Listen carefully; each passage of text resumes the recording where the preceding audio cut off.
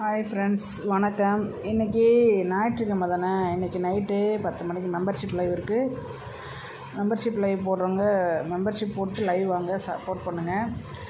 காலை நேரத்தில் இந்த மாதிரி இளநீர் இருக்கிற இந்த மாதிரி ஒரு இதை சாப்பிட்டிங்கன்னா அல்சர் குணமாயிடும்.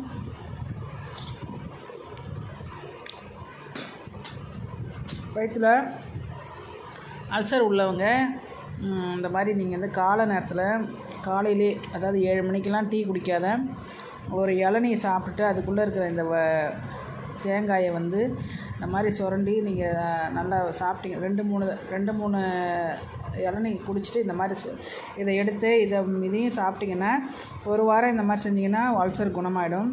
இது அருமையான மருந்து. இது உண்மையிலே இது அருமையான மருந்து. நான் இதை அதுக்காக தான் சாப்பிட்றேன். எங்கள் வீட்டில் காய்ச்ச இந்த தேங்காய் தான் இது. நான் காசு கொடுத்துலாம் வாங்கலை. எங்கள் வீட்டு இளநீர் காய்ச்சி தான். நானும் தொடர்ந்து இப்போ 1 வாரமாக இளநீர் குடிச்சு தான் இருக்கிறேன். ஆனால் எனக்கு அல்சர் ப்ராப்ளம் எதுவும் கிடையாது. நான் ஆனால் தொடர்ந்து எனக்கு வயிறு புண்ணு எதாவது இருந்துச்சுன்னா சரியாகும் அப்படிங்கிறதுக்காக தான் நான் வாய்ப்புண்ணுக்கு இது நல்லது. அதனால் வாய்ப்புண்ணு இருந்ததுனால இது சரியாயிடும்.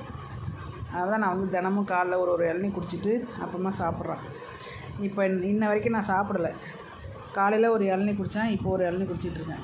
2 இளநீர் குடிச்சிட்டு கொஞ்சம் நேரம் கழிச்சு தான் சாப்பிடணும். நல்லா பசித்த பிறகு தான் சாப்பிட்ணும். இந்த மாதிரி தேங்காவை இது மாதிரி நீங்கள் எடுத்து சாப்பிட்டிங்கன்னா நல்லா வாய்ப்புண்ணு வயிற்று புண்ணெலாம் ஆறிடும்.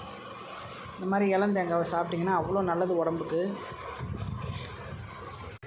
இந்த மாதிரி நம்ம வீட்டில் இளநீர் காய்ச்சி சாப்பிடும்போது எவ்வளோ சந்தோஷமாக இருக்குல்ல.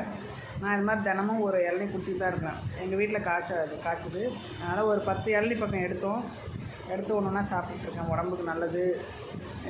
வாய்ப்புண்ணு வயிற்று புண்ணெலாம் வராத இருக்கிறதுக்கு நான் சாப்பிட்றேன். நீங்கள் வந்துச்சுனாலும் சாப்பிடுங்க.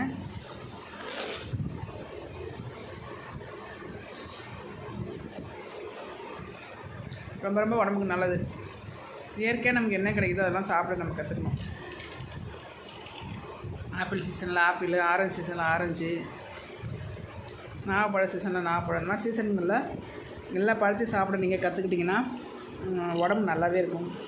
எந்த நோயும் வராது. மெயினாக நோய் வர்றதுக்கு காரணம் மன உளைச்சல் தான், வேறு ஒன்றும் இல்லை. வீட்டில் இருக்கிறவங்களோட பிரச்சனை, வீட்டில் இருக்கணும் சண்டை, மன நிம்மதி இல்லைன்னா மன உளைச்சல் வந்துச்சுன்னா வியாதி வரும்.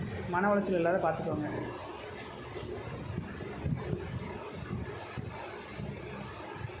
பாய்.